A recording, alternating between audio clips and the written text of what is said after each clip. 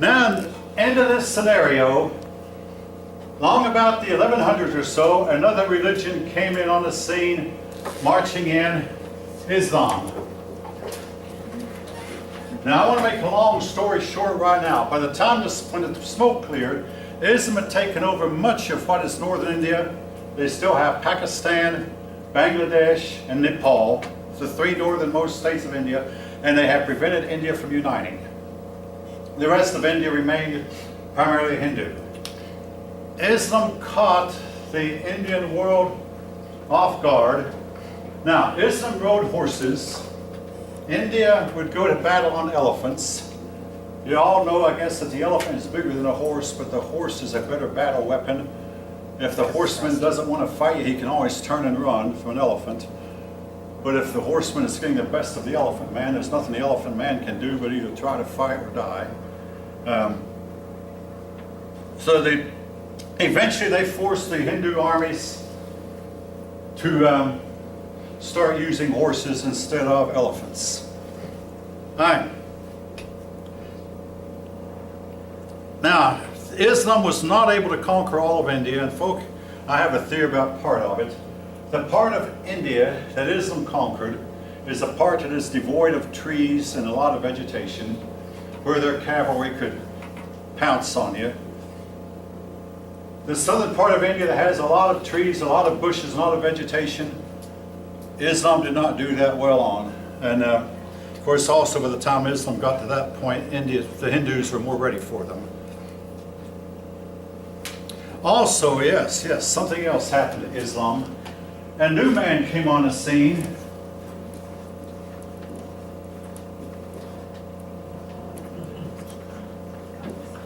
Keep this man in mind. We're going to be talking about Genghis Khan. Genghis Khan did not attack India, but he did attack the Muslim world and forced the Muslim world to stop fighting India. And this gave the Hindus a respite. This meant that the Hindus could breathe a little bit easier because Genghis Khan was keeping the Islamic people at bay. Now, Tamerlane, and I do remember that name. Let's see.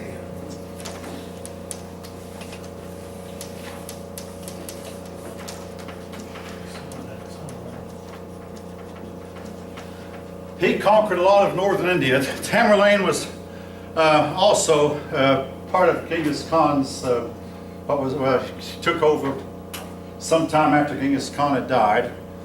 He conquered a lot of Indian territory, but his death prevented him from conquering the rest of it. Well, okay. India learned how to handle the Muslims. The Mongolians, yes. The name Tamerlane, he was a very, very powerful conqueror. And he went into India for a while, and he did not finish his job of conquering India because he died before he could. Okay. But he was a Mongol, according to the text. Yeah, he is a Mongolian. I say he took over sometime after, not right after, but took over sometime after Genghis Khan died.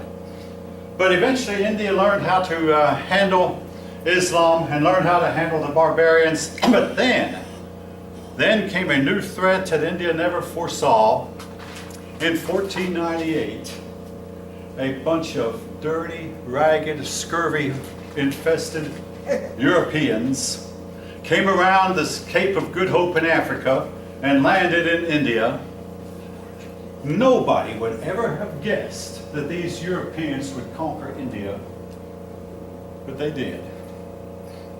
And this was a threat that the Indian people were not, because eventually, now it wasn't so in 1498. The 1498 Portugal, I mean, if you look on the map of Europe, you can see why Portugal was the first nation to reach some of these countries, because Portugal is on the end of Europe. But Portugal was not very large. But eventually a very powerful country in Europe, namely Great Britain, was able to conquer India within 300 years of the first Portuguese arriving. Great Britain came in, but this time Europe had advanced technology. Europe had the steam engine. Europe had very, very heavy cannon. And Europeans had much better rifles, and the Indian armies simply were no match, and the Indian armies just melted in front of the British armies. All right. Now, but Islam was there to stay, and by the way, when Britain conquered, they conquered both the Islamic states and the Indian states, and they united India for a time. The Portuguese, again, that's a subject for second semester world history, more so than first, but I do mention them because the first Portuguese came in 1498, and India found itself completely unprepared to meet the European threat. All right. Now, what was the relationship between the Islamic and the Indian people? Well, there were some differences. Islam, monotheistic. Hindu, polytheistic. That was one big difference. Islam tended to be egalitarian.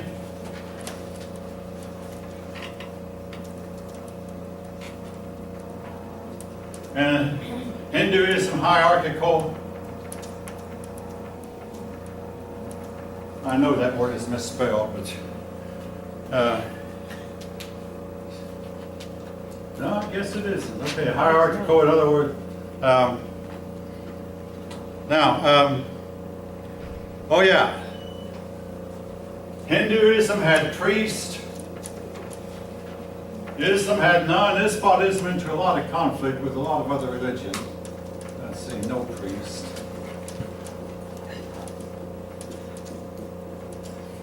There was another difference. Muslims eat beef. Hindus do not. And again, this created some friction between the two of them. But another difference, folk. Hindu art, I won't write this down, but it says, Hindu art appeared to be vulgar.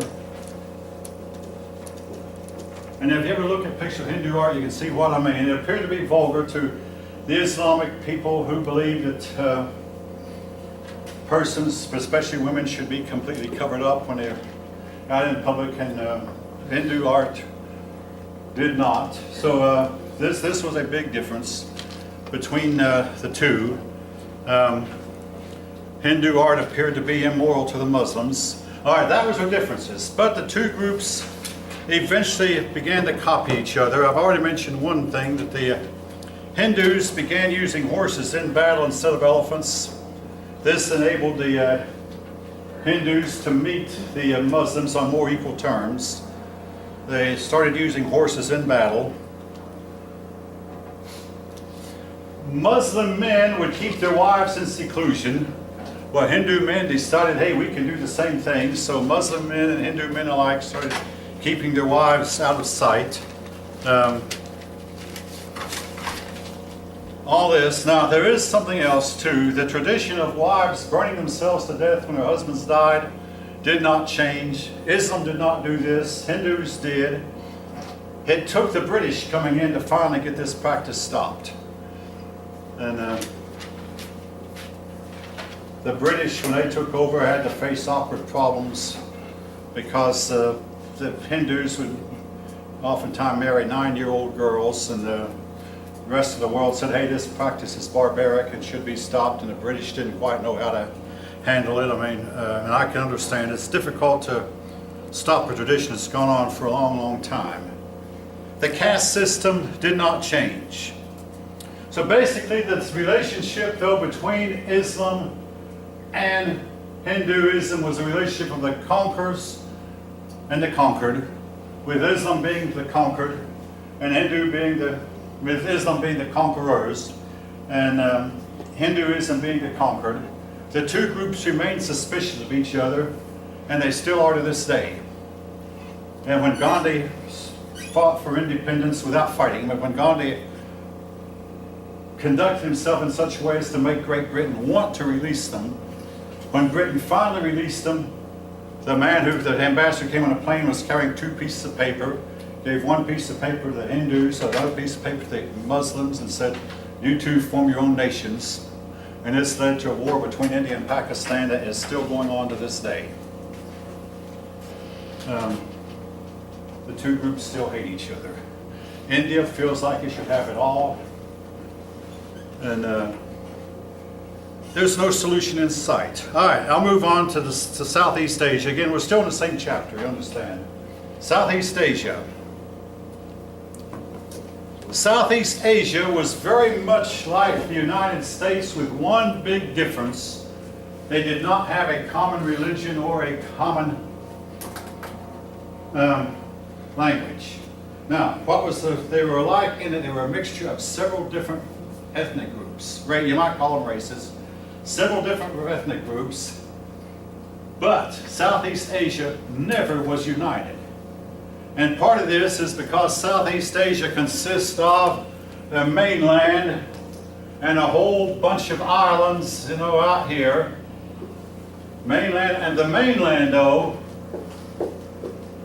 and even the islands, are split apart by steep, steep mountains, which meant even your islands were difficult to unite. And I don't think Genghis Khan or Alexander the Great could have united this region. Again, folks, it just simply was impossible. You'd have had to cross for the ocean by boat, and then you'd have had to have climbed the mountains somehow. The people who lived there would move slowly up in the valleys between the mountains because the mountains are steep and very, very difficult to cross. That's the geography of this region. The climate, great for farming. The climate is very predictable. Rainfall is abundant. Hey, all that's great. Again, living near the oceans, the rainfall is abundant. The oceans have a lot to do with it.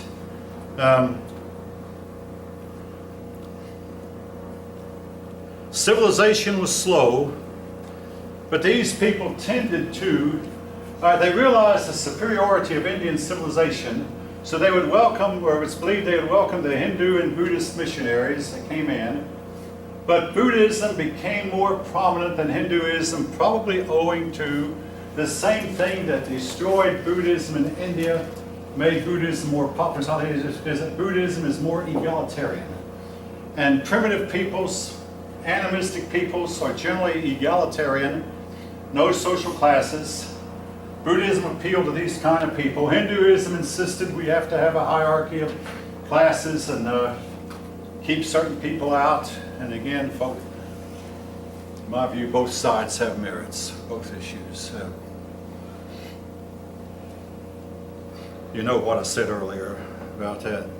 But anyway, now it's believed that immigration came in waves, and finding out where these people came from has been a task, because what you'll have is, you'll have a group here that speaks a certain language, then a group up here will speak a similar language to this one that you know is related, but you don't know, well, where did these people come from? Well, maybe you can find a place over here on the other side now where they came from, but it's very difficult.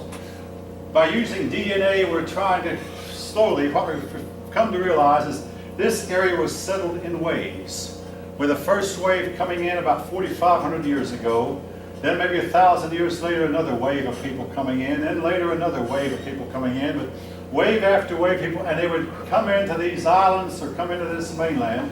Now I'm talking about Vietnam, Cambodia, Myanmar, Singapore, this region of Southeast Asia between India and China, and the islands, I'm talking about Java, well, basically, the Philippines too, and what is today Indonesia, of which Java is the main island. Hopefully all of you know what I'm talking about. In fact, this area of the world is making news right now because there was a major airplane crash just a couple of days ago in that part of the world with an airplane that was built by an American firm. Anyway, they make news from time to time.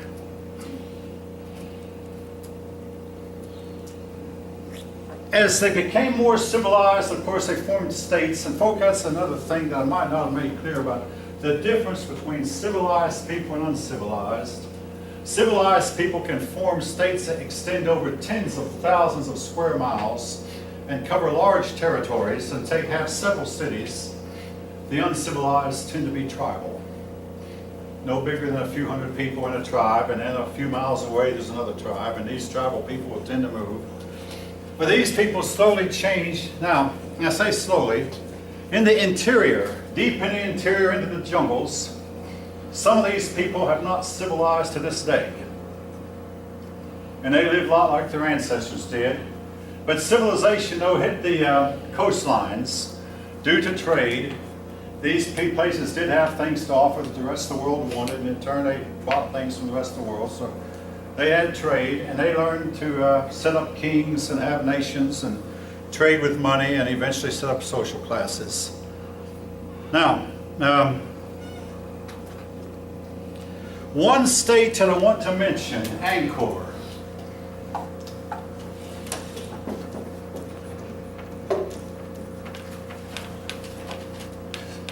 Because I was a history major, some years ago, some woman at Lockheed bought in a National Geographic magazine, which I read, and this magazine was written, I'd say, about 35 years ago, but it was devoted entirely to Angkor Wat. It started out with a European explorer going into the jungle, and all of a sudden the jungle just opened up, and there before him was a big, huge stone city. And the stonework was crumbling, and some of the buildings had fallen down.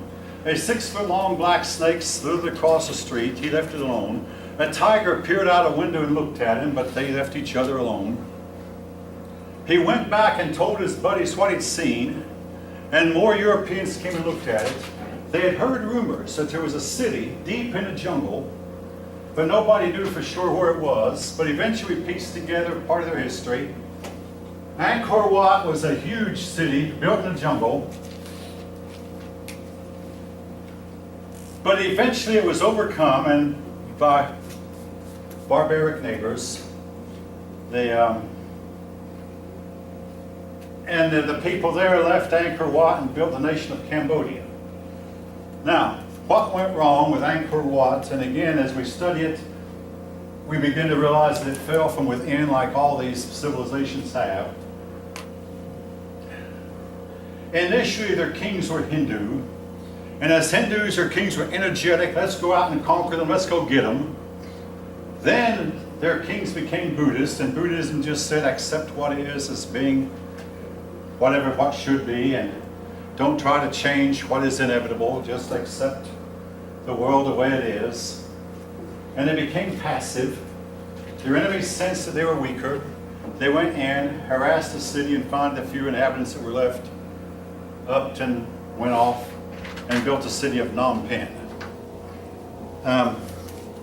The Thai, T-H-A-I, from where we get the name Thailand, they conquered the region.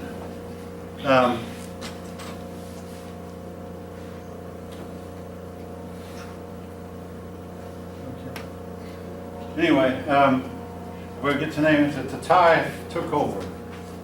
Now, Angkor Wat, again, was abandoned, and the city of Phnom Penh was built in its place. I still have a video of Angkor Wat that was narrated by Leonard Nimoy, which I used to show, but I don't anymore. But it showed that Angkor Wat, what it must have been like in its heyday, with a whole lot of wealth, a whole lot of display of wealth, and a whole lot of religious ceremonies, but that eventually succumbed due to weakening from within. All right.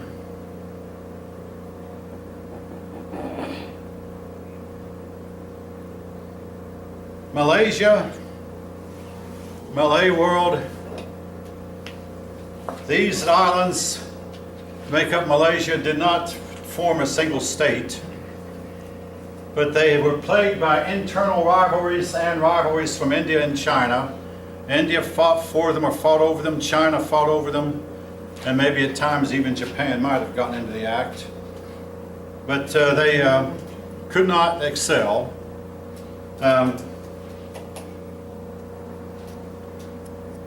finally, a great ruler, which I'm not going to write down, but a great ruler was able to unite all these islands in Malaysia, and they became what is today Indonesia. And Indonesia was eventually conquered by the Dutch, and it was called the Dutch East Indies. And I want to say the Dutch did a lot to make sure these islands stayed together. Eventually the Dutch were driven out after World War II. All these European colonial powers had to give up their colonies. But if you see an old map, like when I was a kid, you see they would call this area Dutch East Asia, or the Dutch East Indies. That's it, the Dutch East Indies. Thank you. Dutch East Indies.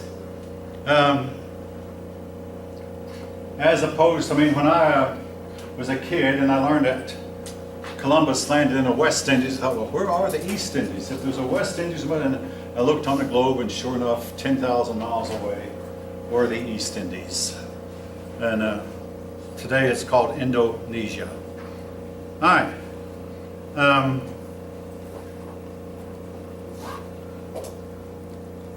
Okay.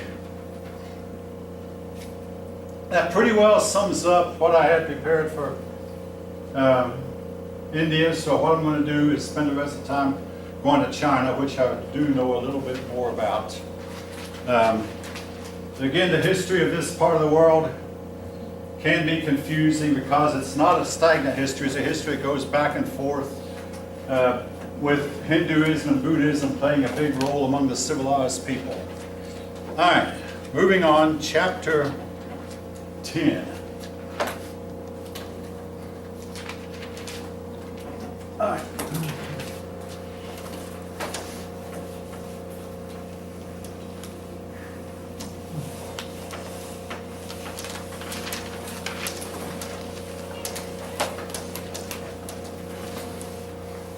As I've already mentioned, well, we've already been to China twice, you might say. We visited China in chapter 5 to compare it to Europe.